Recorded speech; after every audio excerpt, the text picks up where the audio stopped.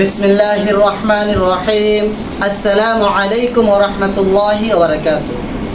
প্রিয় সোনামণি শিক্ষার্থীরা ও অভিভাবকবৃন্দ, সবাই কেমন আছেন? আলহামদুলিল্লাহ, আশা করি ভালো আছেন। তো আজকের ক্লাসে আপনাদের সবাইকে আবারও স্বাগতম। আজকের ক্লাসের আমাদের টপিকটা হচ্ছে মধ্যে মুনফাসিলের কায়দা। আমরা তিন আলিফ মদ দুই প্রকারের কায়দাগুলো চলতেছে। তিন আলিফ মদ দুই প্রকারের মধ্যে একটা হচ্ছে মধ্যে আরজি, যেটা আমরা ইতিপূর্বে গত ক্লাসে পড়ছি। আজকের ক্লাসে হচ্ছে পরেরটা, অর্থাৎ মধ্যে মুনফাসিল। তো এখন সবাই আমার সাথে মুখে মুখে পড়বে, বুঝতে পারছেন? মধ্যে মুনফাসিল, মধ্যে মুনফাসিল, মধ্যে মুনফাসিল, মধ্যে মুনফাসিল, মধ্যে মুনফাসিল, মধ্যে মুনফাসিল। মদের হরফের উপরে, মদের হরফের উপরে, মদের হরফের উপরে,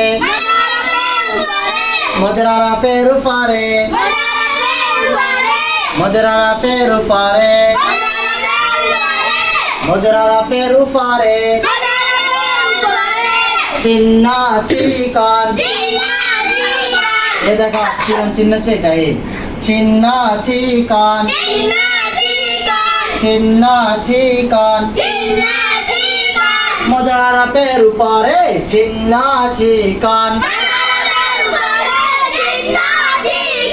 মদের হরফের উপরে চিহ্ন চিকন, মদের হরফের উপরে চিহ্ন চিকন, মদের হরফের উপরে চিহ্ন চিকন। আবার বলো, আবার বলো, আবার বলো। মধ্যে মুনফাসিল, মদের হরফের উপরে চিহ্ন চিকন, মদের হরফের উপরে চিহ্ন চিকন। বামে হামজা, বামে হামজা, বামে হামজা, বামে হামজা, বামে হামজা। মদের হরফের উপরে চিহ্ন মোটা।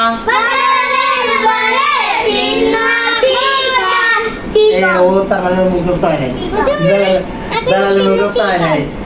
আমি বলছি মোটা, কিন্তু এখানে মোটা হইব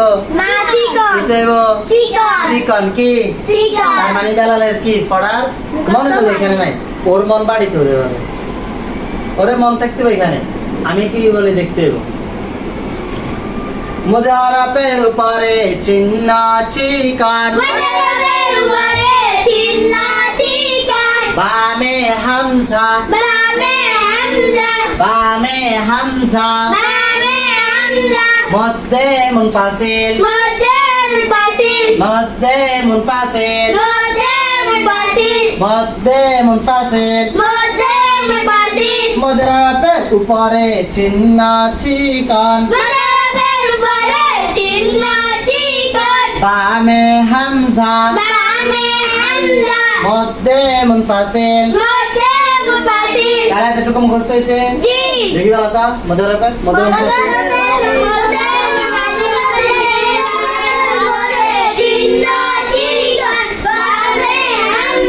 মাশাআল্লাহ, এবার আসো।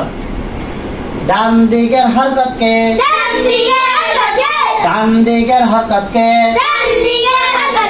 তিন আলিফ টানিয়া পড়িতে হয়।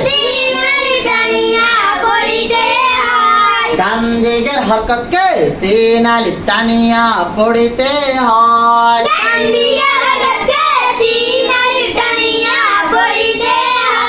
ডান দিকের হরকতকে তিন আলিফ টানিয়া পড়িতে হয়। তিন আলিফ টানিয়া পড়িতে হয়।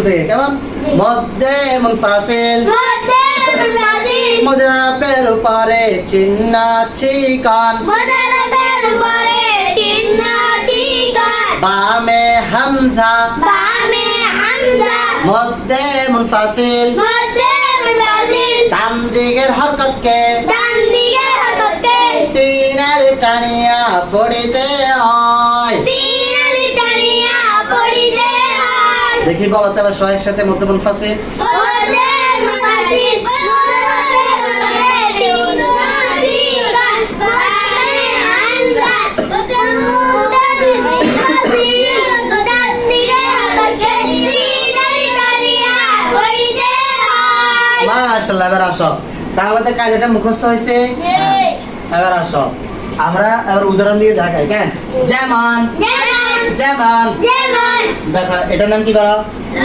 লাম বলো লাম লাম আলিফ আলিফ আলিফ আলিফ আইন আইন বা বা দাল দাল আবার লাম লাম আলিফ আলিফ আলিফ আলিফ আইন আইন বা বা দাল দাল আবার লাম লাম আলিফ আলিফ আলিফ আলিফ আইন আইন বা বা দাল দাল এখন তোমরা বলো বলো তো লাম লাম আলিফ আলিফ আইন বা দাল মাশাআল্লাহ এবার আসো লাম জবর বামে খালি লা এটা কি মধ্যে মধ্যে তবাই লাম জবর বামে খালি লা এর মধ্যে বাবাই লাম জবর বামে খালি লা এর মধ্যে বাবাই আমরা পড়ছি না জবরের বাম পাশে খালি আলিফ মুদরা তাহলে এখানে মুদরা কইছে নি এই এদিকে তাকাও মুদরা কইছে তাহলে দেখো আমরা কায়দার মধ্যে পড়ছি কি মুদরার উপরে চিহ্ন চিহ্ন আছে মুদরার উপরে চিহ্ন চিহ্ন আছে নি জি মুদরার উপরে চিহ্ন চিহ্ন আছে জি জি তারপর দেখো বামে হামজা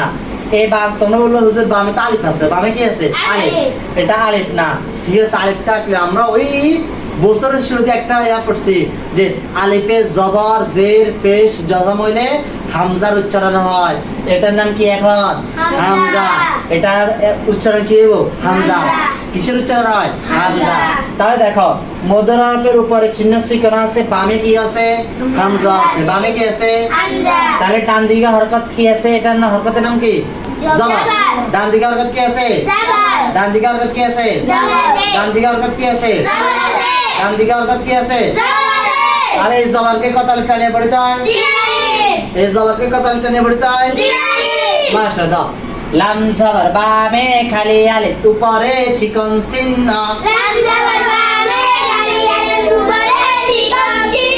লাম জবর বামে খালি আলিফ উপরে চিকন চিহ্ন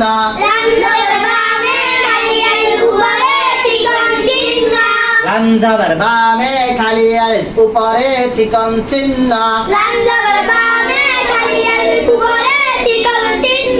লা তিন আলিফ মধ্যে মুনফাসিল লা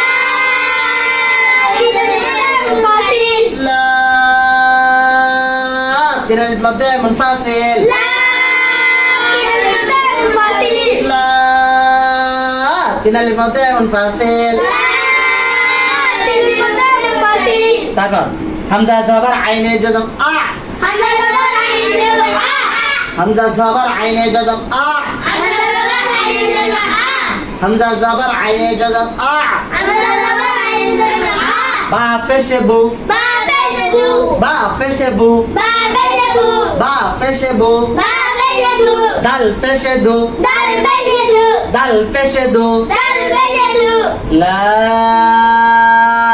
আ'বুদু লা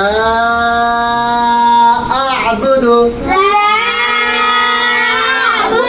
তাহলে দেখছো এটা খেয়াল করছো নি? জি। তাহলে আমরা উদাহরণে একটা ফুটছে কি লা আ'বুদু লাতে দিন তাহলে দেখো লাম আলিফ আলিফ লামাহা লাম আলিফ আলিফ লামাহা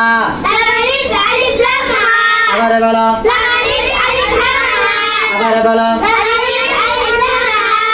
তাহলে এবার এদিকে খেয়াল করো লাম জবর বামে খালি আলিফ তাহলে জবরের বাম পাশে খালি আলিফ আছে নি জবরের বাম পাশে খালি আলিফ এটা কিসের হরফ মুদারাফের উপরে চিহ্ন চিহ্ন আছে নি বামে হামজা আছে নি তাহলে এই জবরটাকে কত আলিফ টানিয়ে পড়তে হয় মাশাআল্লাহ তাহলে বলো তো লাম জবর বামে খালি আলিফ উপরে চিকন চিহ্ন টান দাও মাশাআল্লাহ তাহলে হামজা জের ই হামজা জের ই ই ই ই ই ই ই হামজা জের ই হামজা জের ই হামজা জের ই হামজা জের ই লা ই লা ই লা ই লা ই লাম খাড়া দেব লা লাম খাড়া দেব লা লাম খাড়া দেব লা লাম খাড়া দেব লা লা ইলা লা হা জবর হা হা জবর হা হা জবর হা হা জবর হা লা ইলাহা